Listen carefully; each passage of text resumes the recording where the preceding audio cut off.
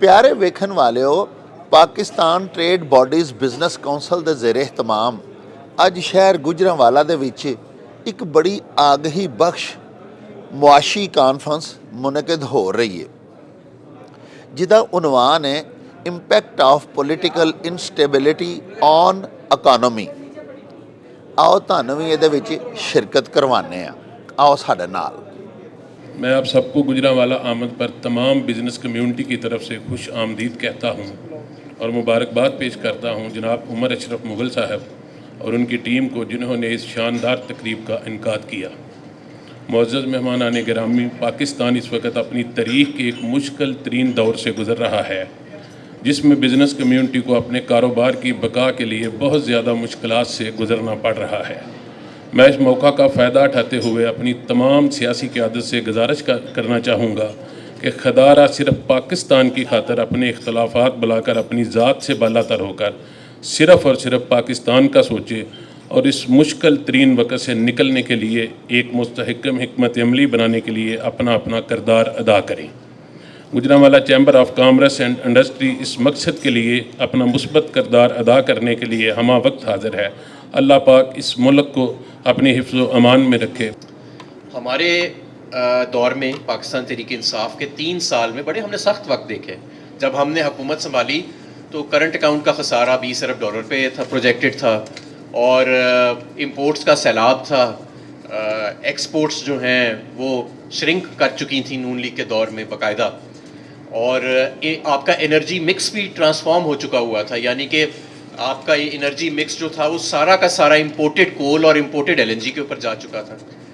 तो उस वक़्त भी आप यकीन करें कि हमने फाइनेंसिंग गैप नहीं आने दिया। 2018 जैसे मुश्किल हालात में भी किसी किस्म का कोई फाइनेंसिंग गैप नहीं। फिर कोविड की वबा आई, आपने देखा कि पूरी दुनिया में फैक्ट्रियाँ बंद हो गई, मुल्क जो थे वो शदीद एक माशी बहरान में चले गए। उस वक्त भी कोविड के बहरान के दौरान जब वबा थी, अनसर्टेनिटी थी, पैनिक था मार्केट्स के अंदर, पाकिस्तान में फाइनेंसिंग गैप हमने नहीं आने दिया। जब हमने हुकूमत में हम थे, हमारा आखिरी माह था 4 मार्च को, स्टेट बैंक के रिजर्व $17 अरब थे।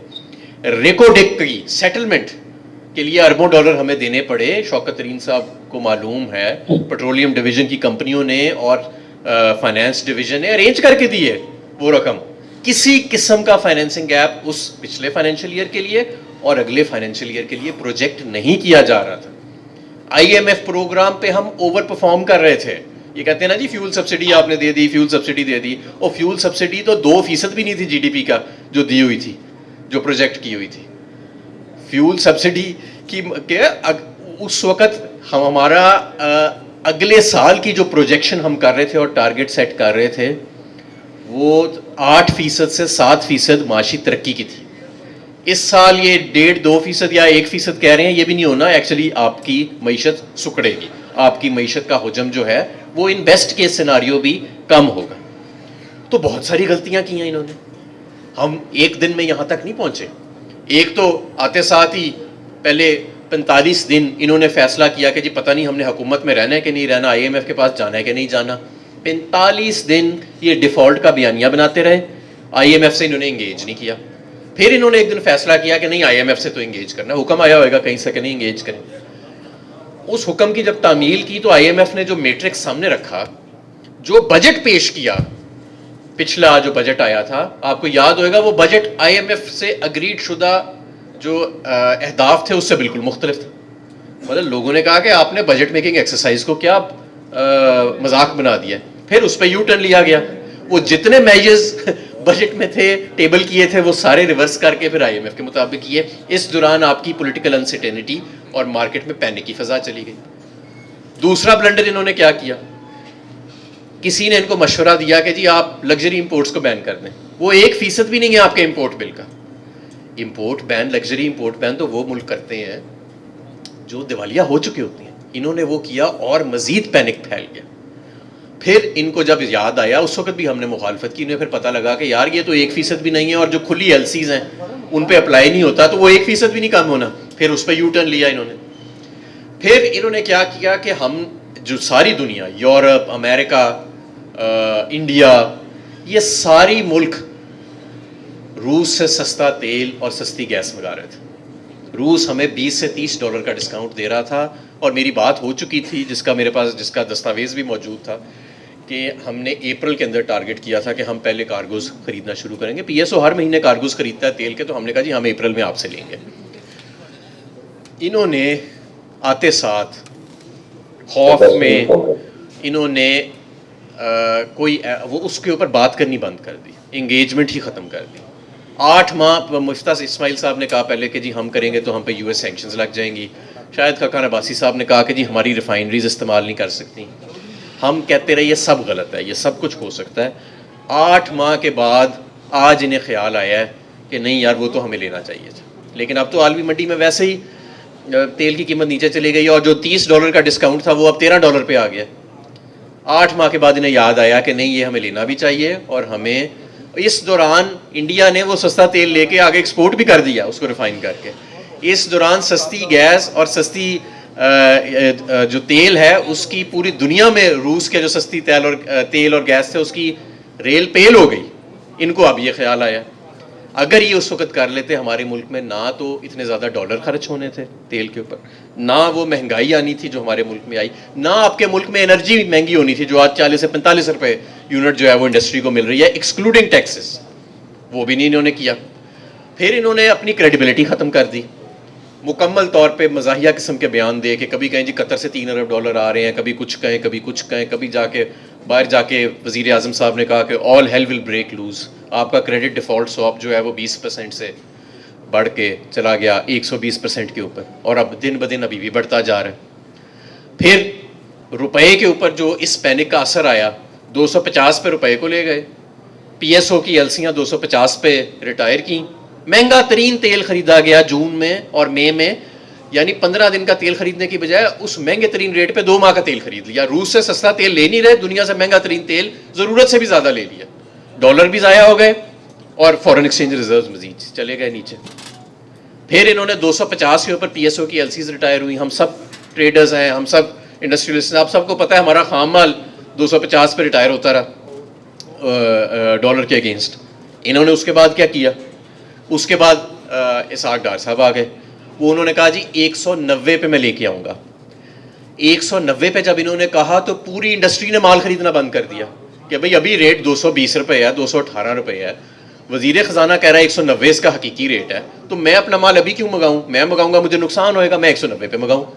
पूरी इंडस्ट्री ने रॉ मटीरियल जो है उसकी परचेज़ बंद कर दी और मुख्तलिफ इकसाम की अब शॉर्टेजेस आ गई हैं।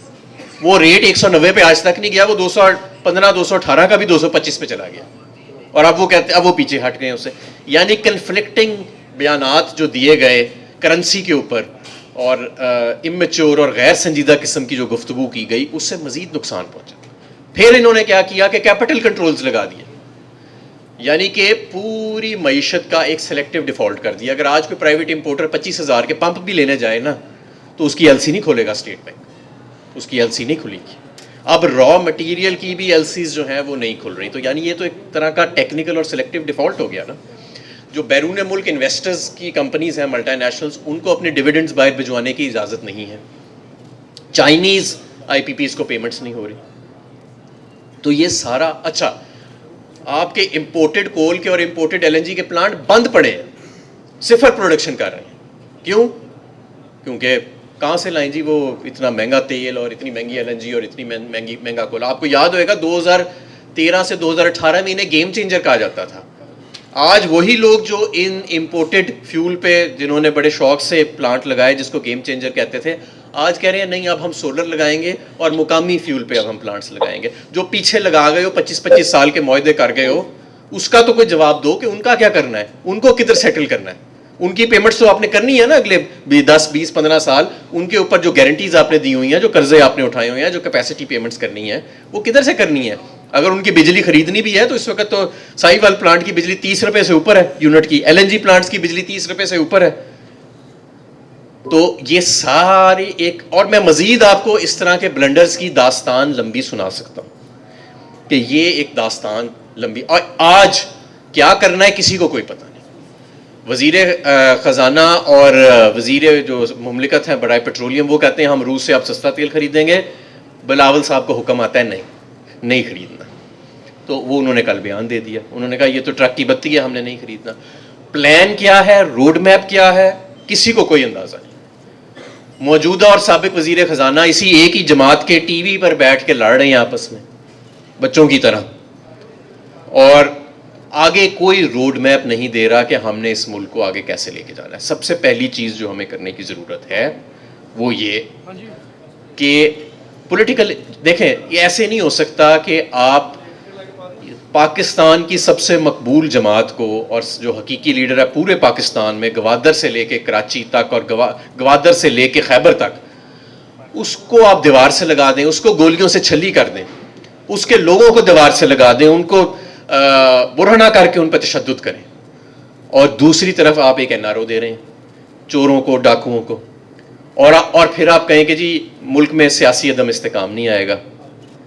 सबसे पहले हमें सियासी इस्तेकाम की ज़रूरत है मईशत को ठीक करने के लिए, और उसके लिए इलेक्शन ही वाहिद हल है। हमें अवाम की चॉइस से घबराना नहीं चाहिए। अवाम की चॉइस बंद कमरों में बैठे 4 लोग जो अपने आप को ज़हीन समझते होंगे उनसे कहीं ज़्यादा बेहतर होती है, और ये हमारी सुन्नत भी है, ये हमारा मज़हब का हुक्म भी है कि आप इस तरह नहीं फैसले कर सकते, आप अपने फैसले मुसल्लत नहीं कर सकते पूरी कौम को कैद किया हुआ इन हुक्मरानों के ज़रिए ज़बरदस्ती मुसल्लत करके। तो पहली चीज़ ये। दूसरी चीज़, शौकत तरीन साहब का रहनुमाई कर रहे हैं एक economic recovery, rescue and recovery plan के। देखें रिकवरी तो बाद में, पहले rescue, economic rescue and recovery plan जो है एनर्जी सेक्टर में भी और इकोनॉमी सेक्टर में भी, जिसकी तफसीलात अभी थोड़ी देर में शौकत साहब बताएंगे, और उसी की मशावरत के लिए हम आपके साथ बैठे हैं। जब कोई मुंतखब हुकूमत जो मजबूत है, 5 साल के लिए सामने उसके पास रनवे है, जब वो बैठेगी और प्लान बनाएगी, और 3 इमरजेंसीज हमें लगाने की ज़रूरत है। ये सियासी इमरजेंसी ख़त्म करके माशी 3, एक आपकी एक्सपोर्ट इमरजेंसी लगाने की ज़रूरत है। एक्सपोर्ट इंडस्ट्री को दोबारा उसके पैरों पर खड़ा करना है, चाहे हर कीमत पर। एनर्जी की इमरजेंसी, हमने वेकॉक पास किया, उसका अभी तक इम्प्लीमेंटेशन कोई नहीं हुई। रूस से सस्ता तेल गैस हमने नहीं खरीदी।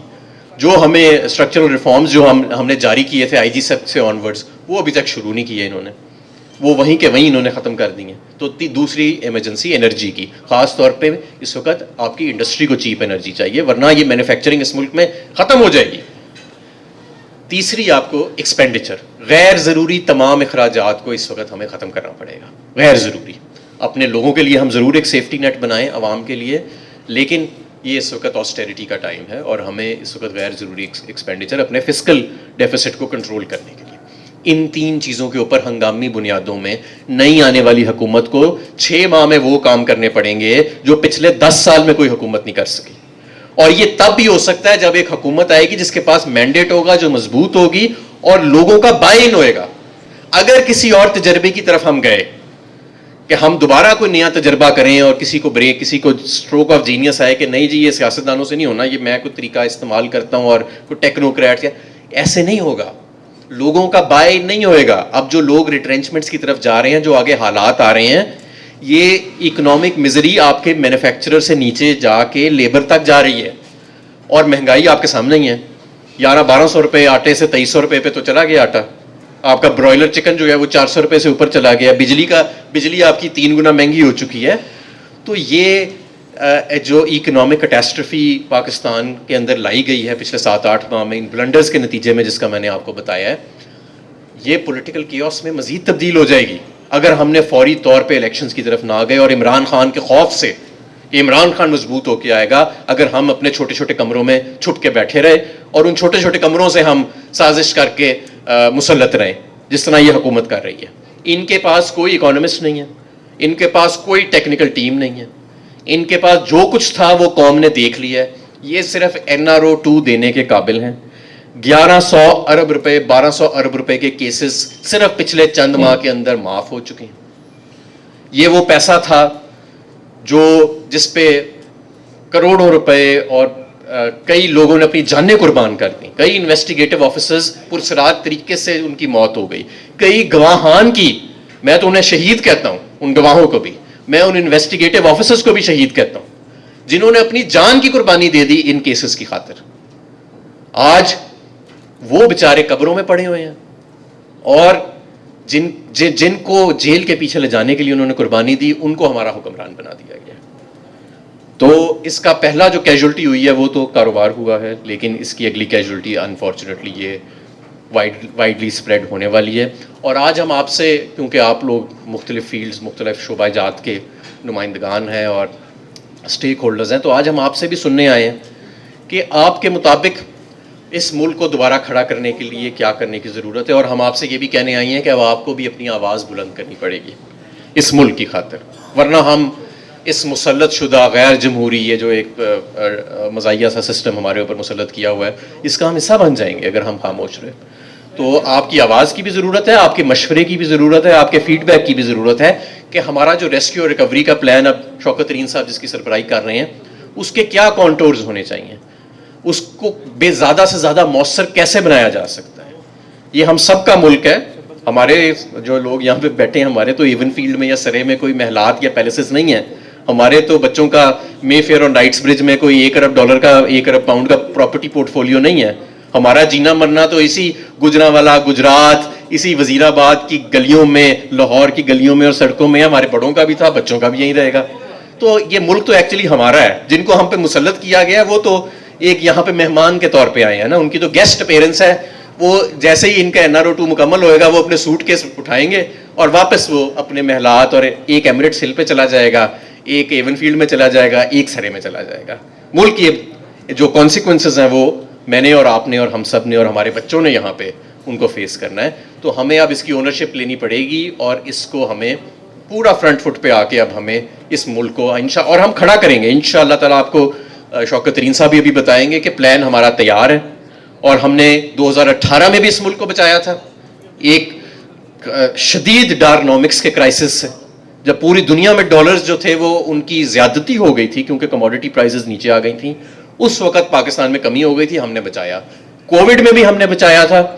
और अब इस रिजीम चेंज ऑपरेशन के जरिए जो मईशत के अंदर तबाही बर्पा की गई है, पाकिस्तान में मईशत को तबाह किया गया, सियासत को तबाह किया गया, जिन्होंने 2018 में पाकिस्तान को करंट अकाउंट डेफिसिट $20 अरब से और नियर डिफॉल्ट से निकाल के दोबारा स्टेबलाइज करके तरक्की की राह पर डाला। और ये वही इकोनॉमिस्ट्स होंगे जिन्होंने कोविड के दौरान भी अपनी इंडस्ट्री को खड़ा रखा और फिर 6% ग्रोथ पे लेके गए और अगले साल 8% ग्रोथ का टारगेट था।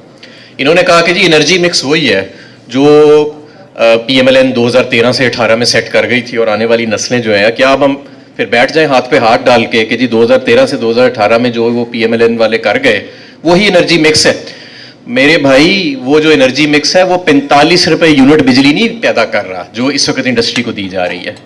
इस वक्त आपकी एवरेज जो परचेज का रेट है वो तो 25 रुपए के करीब है यूनिट का। इंडस्ट्री को आप चार्ज कर रहे हैं 45 रुपए विदाउट टैक्सेस। उसकी वजह यह है कि हमारे मुल्क में इन्वर्टेड एनर्जी का मैट्रिक्स है, where industry is subsidising households. और ये गैस में इससे भी ज्यादा शदीद है।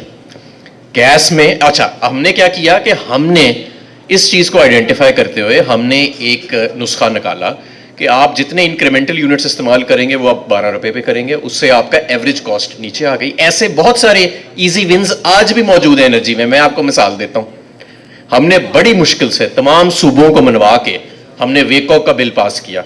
आपको याद है जब ये LNG के प्लांट्स लगा रहे थे तो इन्होंने LNG को as a petroleum product define कर दिया, जिसका मतलब था कि हम LNG की प्राइस गैस के कंज्यूमर से रिकवर नहीं कर सकते थे और हम गैस के कंज्यूमर जो है उनमें ये प्राइसिंग के लिए इंटरमिक्स नहीं कर सकते थे। हमने वेको का बिल फरवरी मार्च में पास किया और इसका मकसद ये था कि हम नेचुरल गैस का एडवांटेज दें अपने LNG के पावर प्लांट्स को और अपनी इंडस्ट्री को, ताकि जो पंजाब में फुल रेट पे LNG मुस्लिम लीग नून कर गई थी, पंजाब का रेट 3 गुना बढ़ा गई थी गैस का, उसको हम वापस आहिस्ता पूरे पाकिस्तान के लिए नीचे लेके आए।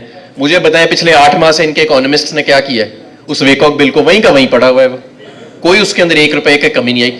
इसी एनर्जी मिक्स के साथ हम सर्कुलर डेट के फ्लो को 0 पे लेके आए, फ्लो को, स्टॉक को नहीं, फ्लो को हम 0 पे ले आए 16 रुपए यूनिट के साथ।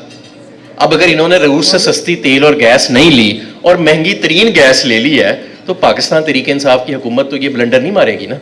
पाकिस्तान तहरीक इंसाफ की हुकूमत जो है वो सस्ती तरीन गैस अपने सनतकारों के लिए लेके आएगी, जहां मर्जी से दुनिया के वो मिले। हम अपने मुफाद को पहले रखेंगे पाकिस्तान के, हम क्योंकि पाकिस्तान के मुफाद के लिए इलेक्ट होएंगे, हम कोई किसी और मुल्क के मुफाद के लिए या उसकी इकोनॉमी के मुफाद के लिए हम इलेक्ट नहीं होंगे। तो इसलिए ये वो और ऐसे नहीं हो सकता कि देखें हर हुकूमत जो आती है ना उसने अपनी परफॉर्मेंस देनी होती है और उसके लिए वो जवाबदेह होती है। अनलेस के मार्शल लॉ की हुकूमत है वो किसी को जवाब देनी होती, या जो मौजूदा हुकूमत है वो सिर्फ चंद लोगों को जवाब दे है जो उन्हें लेके आए हैं। जो हुकूमत आएगी अगर वो इकोनॉमी परफॉर्म नहीं करेगी, we will take it to the cleaners. किसी को पसंद आए या ना आए, हम ऐसी बातें नहीं करेंगे कि देखें जी चार्टर ऑफ इकोनॉमी कर लेंगे। आप अपनी मैशत अगर आप नहीं परफॉर्म कर रहे हैं तो आप क्यों चाहते हैं कि आपके ब्लंडर्स को हम कवर करें? जब तक आप लोगों को अकाउंटेबल होल्ड नहीं करेंगे, जब तक आप उनकी इकोनॉमिक ब्लंडर्स को एक्सपोज नहीं करेंगे, वो बार बार ब्लंडर्स करेंगे और विद इंप्यूनिटी ब्लंडर्स करेंगे। अगले 4 महीने के बाद कोई नई ऐसी हुकूमत आ जाएगी जो एक नया तजर्बा शुरू कर देगी और आप लोगों के कारोबार को ठप कर देगी। इसलिए एज ए रिस्पॉन्सिबल ऑपोजिशन हम डेटा के साथ इनकी इकोनॉमिक ब्लंडर्स को एक्सपोज करेंगे। क्यों? क्योंकि मुझे इसमें, जैसे कि सामने स्क्रीन नजर आ रही है उस तरह मुझे वाज़े नजर आ रहा है कि ये जो मौजूदा इकोनॉमी की सूरत हाल है ये 100% अवॉइडेबल थी। जिस टाइम पे इस दुनिया में सुपर कमोडिटी साइकिल आ रहा था उस वक्त गैर जमहूरी तरीके से रिजीम चेंज किया गया पाकिस्तान में और इसकी मईशत को तबाह कर दिया गया। आज हम भूल जाएं कि जो पिछले 6 माह में हुआ था और अच्छी अच्छी बातें करें कि नहीं जी अब सारे मिलके अच्छे बच्चे बन जाएं और सारे मिलके इकोनॉमी चलाएं। उनको समझ ही नहीं जब इकोनॉमी की, उनकी पॉलिसी मुख्तलिफ है हमसे इकोनॉमी की।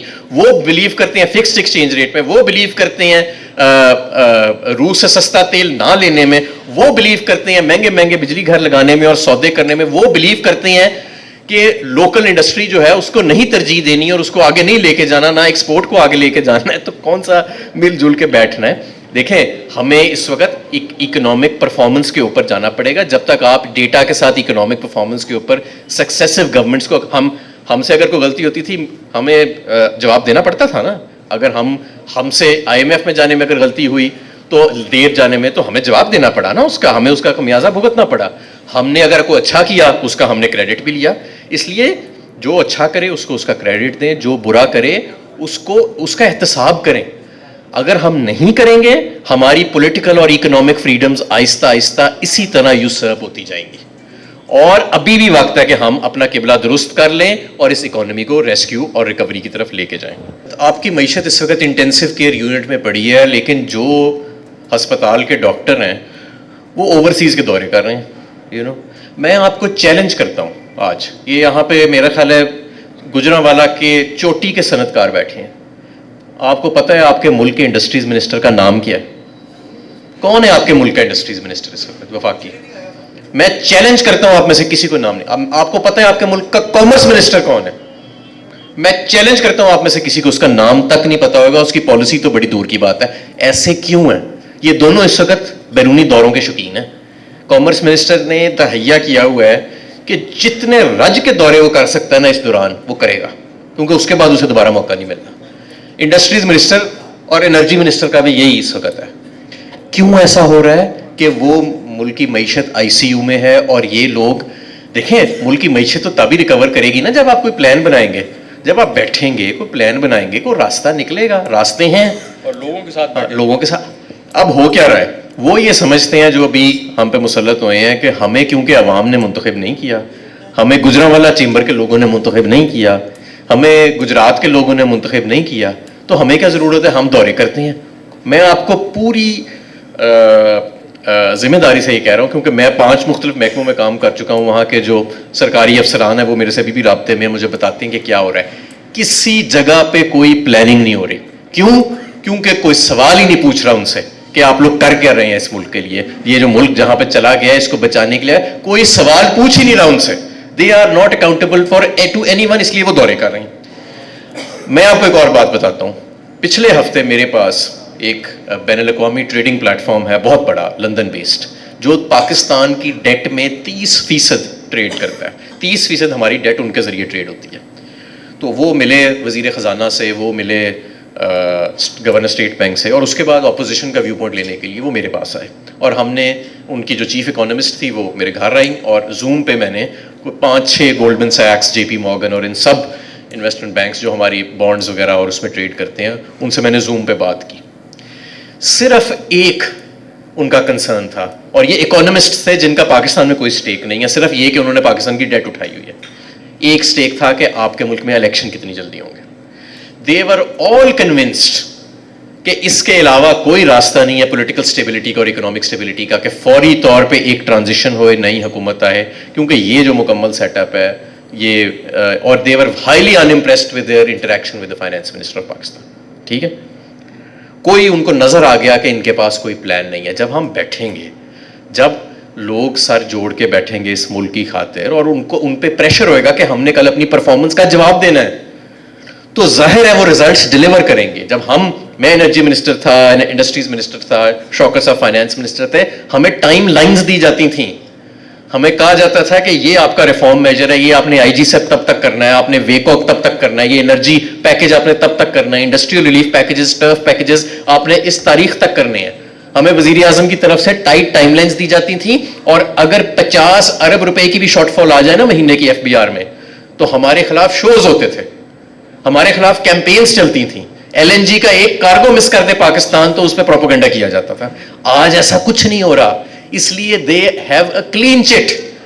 और इसीलिए मैं कह रहा हूं कि जब तक आप अपनी आवाज नहीं उठाएंगे और अपने हक का मुतालबा नहीं करेंगे, तो किसी ने अच्छे बच्चे बन के आपको नहीं है देना। उनका कोई स्टेक नहीं है पाकिस्तान में। इस मुल्क को आपको वापस लेना पड़ेगा, वापस इस मुल्क को अपने हवाले करना पड़ेगा आपको। ये जो बहरूपिये बैठे हुए हैं, और ये कोई सियासी बात नहीं है। आप देखें कि अक्टूबर, नवंबर, दिसंबर, अब जनवरी आने वाला है, हर माह से पिछला माह बतदरीज मईशत बिगड़ रही है। हर माह से पिछला माह जो है वो ज्यादा खराब है। और आपने डॉलर की बात की, देखें ये पूरे मुल्क को सीज करके डॉलर को मुस्तहकम रखा हुआ है। इसी तरह इन्होंने 2013 से 18 में किया था। इंपोर्ट का सैलाब आ गया, एक्सपोर्ट को रोल कर रख दिया, पाकिस्तान के 30 अरब डॉलर खर्च कर दिए, रुपए को मुस्तहकम रखा हुआ है। यानी मुल्क की मईशत डूब गई, रुपया मुस्तहकम। अब मेरे ख्याल में हमाद साहब ने बहुत अच्छे तरीके से आपको समझा दिया कि इस वक्त तक क्या हुआ है, हमारे साथ क्या ज्यादती हुई है। पिछले 7-8 महीनों में हम कहते रह गए, खान साहब कहते रह गए, हम भी कहते रह गए, पॉलिटिकल इंस्टेबिलिटी ना लाएं, ये इकोनॉमिक इंस्टेबिलिटी को ले आएगी और फ्री फॉल होगा इकॉनमी का, और फिर संभाली नहीं जाएगी इकॉनमी आपसे। वही हो रहा है। लेकिन हम ये अब चाहेंगे, मैं ये आपका टाइम इस पे वापस उस पे नहीं, रिटॉरिक पे नहीं करूँगा, क्योंकि देखें जो फैक्ट्स हैं वो हमाद साहब ने बिल्कुल बता दिए हैं, जो मुजम्मिल साहब ने आपको उसकी पिक्चर बता दी है फिगर्स में। पहली तो ये है कि हम एक, जिस तरह हमाद साहब ने कहा, एक रेस्क्यू एंड रिकवरी प्लान बना रहे हैं। रेस्क्यू का मतलब है कि जिस खड्डे में इन्होंने हमें फेंक दिया है, इसमें से कैसे निकलना है। ये बिजनेस एज यूजुअल नहीं है। जिधर हम खड़े हुए हैं, ये आज से मार्च में ये मतलब सूरत हाल नहीं थी, तो एक खड्डे में गिर गए हैं, तो इसका एक रेस्क्यू प्लान चाहिए। नामवर हमने इकोनॉमिस्ट, बिजनेस लीडर्स को इकट्ठा किया हुआ है। वो कह रहे हैं कि इसमें से क्या ऐसी चीज़ें हैं जिसको हम कर सकते हैं कि ये हम इसको कम से कम रेस्क्यू करेंगे। फिर रिकवरी प्लान, और इसमें क्या चंद चीज़ें हैं जो इस वक्त हमें पहले करने की ज़रूरत है। सबसे पहली चीज़ तो है कि हमें फॉरेन करेंसी, अपने रिजर्व्स हमें बढ़ाने पड़ेंगे। हमारा मुश्किल इस वक्त ये हो रही है, एलसीयाँ अगर रुकी हुई हैं वगैरह, जो भी हो रहा है वो ये है कि हमारे फॉरेन करेंसी रिजर्व डॉलर ही नहीं है हमारे पास। तो हमें कुछ ना कुछ करना पड़ेगा जिससे हमें डॉलर का जो है वो फुकदान ख़त्म करना पड़ेगा। और उसके कई चीज़ें हैं।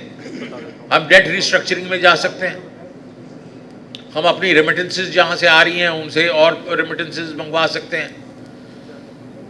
हम IMF, world bank, Asian development bank को कह सकते हैं, जनाबे वाला हमारे फ्लड्स आए हुए हैं, उसके ऊपर हमारा 20-30 बिलियन डॉलर का खर्चा है, आप 15 बिलियन से 20 बिलियन डॉलर टेबल पे रखें।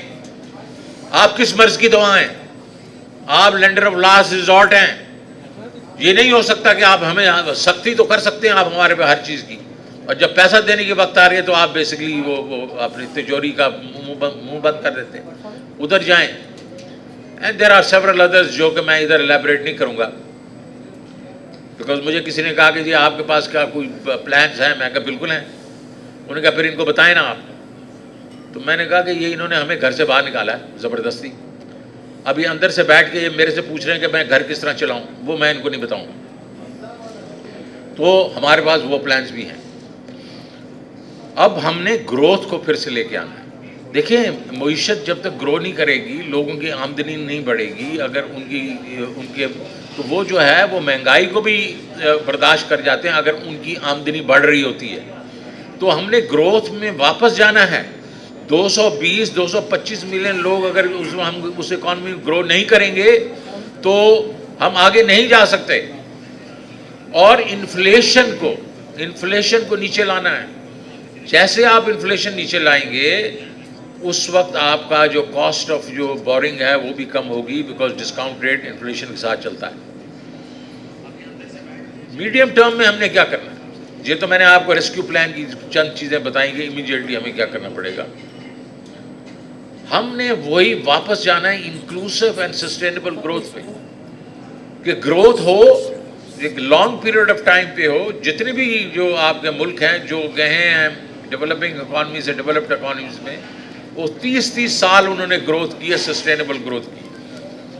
और वो हम चाह रहे हैं इंक्लूसिव हो। 75 साल से तो सिर्फ हम अमीर आदमी की बात मानते रहे कि जनाब ट्रिकल डाउन होगा, ऊपर वाला जो है वो खुद को फील होगा तो नीचे वाले जो हैं उसको वो पैसे देगा। नहीं, पीटीआई ने कहा नहीं, हम बॉटम्स अप भी करेंगे, हम गरीब आदमी के लिए भी प्रोग्राम लाएंगे। तो एहसास प्रोग्राम आ गए, आपने देखा कामयाब पाकिस्तान आ गया, आपने देखा कामयाब जवान आ गया।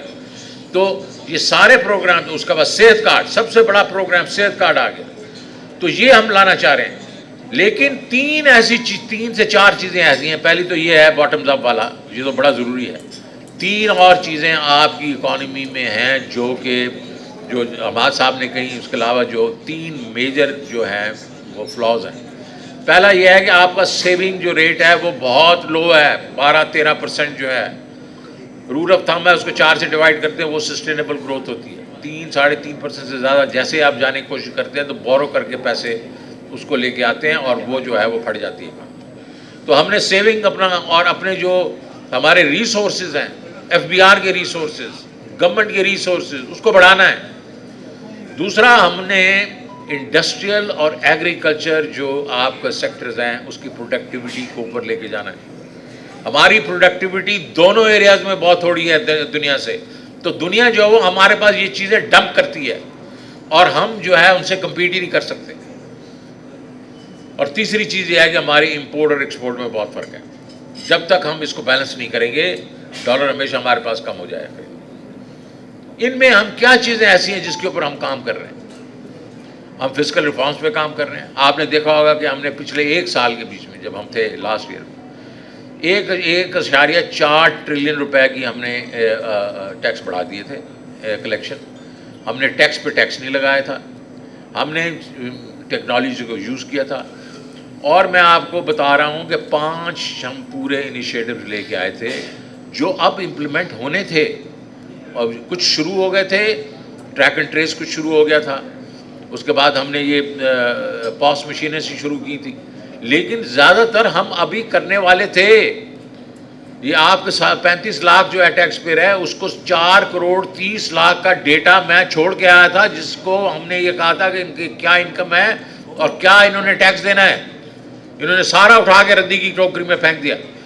तो फिजिकल रिफॉर्म्स हमने करने हैं। हमने 20% ऑफ GDP के करीब जाना है अगले 10 साल में। ये बड़ा ज़रूरी है। पिछले साल हमने 1% GDP का बढ़ा दिया था। फिर हमने इंडस्ट्री और एक्सपोर्ट्स और IT को बढ़ावा देना। आपने देखा इंडस्ट्रियल ग्रोथ जो है वो 7.2% हुई, जिसमें लार्ज स्केल जो इंडस्ट्री है वो 10.7 बढ़ी और उसके बाद स्मॉल स्केल है उस पर अभी हमने तवज्जो देनी थी। और उसको SME के ऊपर जो आप बात कर रहे हैं बिल्कुल ठीक कर रहे हैं। दुनिया के बीच में जब तक SME को सही तरीके से वो आप इम्पेटस नहीं देते तो ओवरऑल जो आपकी जो तरक्की नहीं होती। 80% आपकी जो इंडस्ट्री होती है वो स्मॉल एंड मीडियम होती है। तो उसके ऊपर ना सिर्फ कि हमारे लोग जो देखें, इस वक्त जो आपका क्रेडिट भी है वो क्रेडिट 75% जो है बड़ी इंडस्ट्री के पास जा रहा है और सिर्फ 6% जो क्रेडिट है वो एसएमई के पास जा रहा है। ये बहुत बड़ा एक गैप है, इसको ठीक करना हमने, इसके ऊपर हम काम करेंगे। एक्सपोर्ट्स पे काम करेंगे, और एक्सपोर्ट्स पे काम जो है वो बड़े तरीकों से देखेंगे। आपकी इंडस्ट्री, आप तो इधर बैठे हैं, आप जानते हैं आपकी इंडस्ट्री फ्रेगमेंटेड है इस वक्त, स्केल नहीं है। आप जब compete करते हैं बाहर वालों से तो वो आपको मार देते हैं अपनी स्केल पे, तो आपको अब प्राइस पे compete करना पड़ता है। इसका मतलब कंसोलिडेशन चाहिए, उसमें हुकूमत को आपको हेल्प करना चाहिए। और फिर IT should grow 100% year on year, ताकि 4-5 साल में $51 बिलियन की एक्सपोर्ट होनी चाहिए। तो आपने बैलेंस क्रिएट करना है इंपोर्ट एक्सपोर्ट। एग्रीकल्चर, आप डोर टू डोर देख लें, हमारी एग्रीकल्चर जो है, हम फूड सरप्लस होते थे, नून लीग आई, उन्होंने उसमें कोई पैसे नहीं खर्च किए, हम फूड डेफिसिट हो गए। हमने फिर कोशिश की, 4 फसलें हमारी बहुत अच्छी हुई, मतलब उसमें हमने ग्रोथ की 4.4% एग्रीकल्चर में। अब फिर देखें नेगेटिव ग्रोथ होगी, चलें उसमें तो फ्लड्स का भी एक कुछ हिस्सा है। लेकिन एग्रीकल्चर जो है, हमने पूरी जो चेन है उसके ऊपर काम करना है, और हम इसके ऊपर काम कर रहे थे। हमने हबीब बैंक को बीच में शामिल किया था और वो उस पर लगे हुए थे। हमने चाइना को कहा था कि आप हमें पूरी की पूरी जो चेन है उस पर आप हेल्प करें। उन्होंने कहा बिल्कुल करेंगे। और ये जो चीज़ें हैं, हम लोगों ने इसलिए प्राइवेट सेक्टर को कहा था कि करें, क्योंकि हुकूमतें ये चीज़ें नहीं कर सकती। तो एग्रीकल्चर के ऊपर देखें, 62% लोग हमारे जो है वो एग्री बेल्ट में रहते हैं। उनको जब तक हम उनकी जो आमदनी नहीं बढ़ाएंगे तो हमारा मुल्क जो है वो खुद कफील नहीं हो सकता। तो इमरान खान साहब ने हमेशा से कहा, जब ये कोविड भी था तो उन्होंने पैसा खर्च करना शुरू किया एग्रीकल्चर पे, एक तो हाउसिंग वगैरह पे भी किया, इस पे किया, और इंडस्ट्री से भी किया। एनर्जी एक्लीज हील है हमारी, शारिक साहब ने सही बात की, इसको ठीक करना पड़ेगा हमें। एक्सपेंसिव एनर्जी है, और वो इसलिए है कि कारखाने इतने अब हमने बना दिए ओके, सरप्लस हमारे पास एनर्जी आ रही है जिधर से, वो हम अफोर्ड ही नहीं कर सकते, वो इंपोर्टेड एनर्जी है। हमारा साहब ने बड़े अच्छे तरीके से बताया कि इसको हमें, उन्होंने जिस तरह इधर भी बात हुई थी कि इन्होंने कहा था यार तुम अगर ज़्यादा इसको यूज़ करोगे हम तुम्हें उसको सस्ता देंगे। क्यों? कि व्हाट ही वांटेड वाज कि आप ज़्यादा से ज़्यादा यूज़ करें, कॉस्ट तो हमारे पास है ही है, वो तो हमारी जो कॉस्ट है ये बांध के चले गए थे कि जी इतने पैसे तो हमने देने, हम इस्तेमाल करें या ना करें। तो अगर हम उसको ज़्यादा जैसे, तो आई थिंक एनर्जी रिफॉर्म बहुत ज़रूरी है। फाइनेंशियल सेक्टर्स की मैंने आपको बात की। फाइनेंशियल सेक्टर लोग समझते हैं हमारे प्राइवेट बैंक्स हैं तो बहुत अच्छा हमारा काम हो रहा है, नहीं हो रहा। 75% हम कॉर्पोरेट को दे देते हैं, 6% हमारा SME है, 6% हमारा जो कंज्यूमर है, और 5% एग्रीकल्चर है। अरे भाई ये क्या किस किस्म का मिक्स है? और 9 शहर आपके जो हैं वो कंज्यूम करते हैं क्रेडिट 85%, बाकी जो है सारे वो हैं वो मतलब KP हो गया, लोअर पंजाब, अपर सिंध, बलूचिस्तान, आज़ाद, ये सारे कंट्रीब्यूट करते हैं और 9 शहर खर्च कर देते हैं। यार इसको सबको ठीक करना पड़ेगा। तो फाइनेंशियल सेक्टर जो है उसको रिफॉर्म करना पड़ेगा। ये कर रहे हैं, हम बैठ के सोच रहे हैं इसको कैसे करना है। हमने हाउसिंग एंड कंस्ट्रक्शन अगेन हमने शुरू की थी, इसमें कई ऐसी चीज़ें हैं जिसको हम अब रैशनलाइज करना पड़ेगा। लेकिन बड़ा ज़रूरी होता है जब एक घर बनता है उसमें 30-40 मजदूर काम करता है, और ये हर जगह इसका इम्पैक्ट होता है। 40 इंडस्ट्री खड़ी हो जाती है। तो ये चीज़ें हमें इसके ऊपर और जोर देना पड़ेगा। कॉमर्स, डोमेस्टिक कॉमर्स के ऊपर हम काम कर रहे हैं। और उसके बाद वाटर एंड एनवायरनमेंट, डैम ही नहीं बने थे पहले, 2 डैम बन गए शुरू में, और फिर गाजी बड़ौदा के वो, उसके बाद डैम ही 10 डैम उन्होंने, खान साहब ने बड़े डैम, और उसके बाद बलूचिस्तान, सिंध वगैरह में छोटे छोटे डैम है, मतलब सैकड़े डैम को उन्होंने पैसे दिए और उन्होंने कहा कि ये शुरू करो। फिर हेल्थ और एजुकेशन, ह्यूमन रिसोर्स डेवलपमेंट हम नहीं करेंगे। हमारे पास 220-25 मिलियन जो लोग हैं, ये बहुत बड़ा असासा है।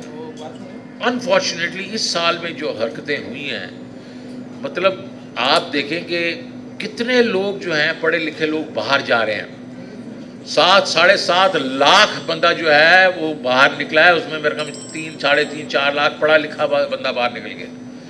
ये नहीं होना चाहिए। मैं जब सिटी बैंक में काम करता था थाईलैंड वगैरह में, वहाँ हम जब उन लोगों को कहते थे बाहर जाके ट्रेनिंग के लिए चले जाओ, वो कहते हैं हम अपने घर से नहीं जाएंगे बाहर। वो इतने सेटिस्फाइड होते थे। हमारे यहाँ जो है अभी एक सर्वे हुआ है कि 62% ऑफ द यूथ जो 18 से 24 साल वाले कहते हैं कि हम बाहर जाना चाहते हैं। तो ये हमें चेंज करना पड़ेगा। हमें हेल्थ, एजुकेशन और ह्यूमन रिसोर्स डेवलपमेंट में काम करना पड़ेगा, लेवल प्लेइंग फील्ड देनी पड़ेगी, डिजिटाइजेशन, बाकी चीज़ें जो हैं 18 एरियाज हैं जिसमें हम काम कर रहे हैं। तो ये ना समझे कि हम चुप करके बैठे हुए हैं। हम खान साहब का विजन ये है कि जनाब वाला इस दफ़ा जो हम आएंगे हम प्रिपेयर्ड होंगे और इंशाअल्लाह हम ये सस्टेनेबिलिटी की तरफ जाएंगे। ये नहीं है कि 2-3 साल बाद ग्रोथ हुई फिर हम धड़म करके गिर गए। और रियासत मदीना की तरह हम हर जो स्ट्रेटा है उसके लिए हम काम करेंगे ताकि गरीब लोग जो हैं, हमारे जो निचले जो 20-30% लोग हैं, उनको भी उतने मौके मिले जितने के ऊपर वालों को मिलते हैं। प्यारे वेखन वालिओ, सियासी अदम इस्तेहकाम दे साडी मुल्की मईशत दे उत्ते असरात इस सरनामे हेठ होने वाली कानफ्रेंस तुसां समात फरमाई। कानफ्रेंस दे विच साबक वफाकी वजीर शौकत तरीन ते साबक वफाकी वजीर हमाद अजहर ने बड़ियां इनफॉर्मेटिव ते बड़ियां रिसर्चिव गल्लां बातां दसियां। हुण ने साडे हुक्मरानां नूं ते साडे सियासी वडकियां नूं चाहीदा कि ਉਹ मिल बैठ के ते इन्हां मसाइल दा कोई सलूशन ਲੱਭਣ। सानू दिओ हुण इजाजत। रब राखा ते अल्लाह बेली।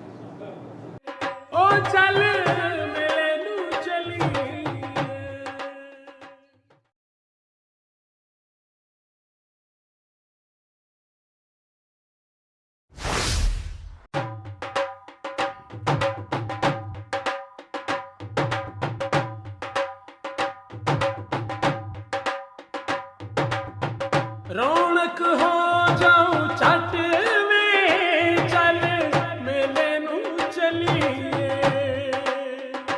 ओ रौनक हो जाऊं छट में चल मेले नू चलिए। मल्ला कट कुड़ते दे वट में चल मेले नू चलिए। हाय चल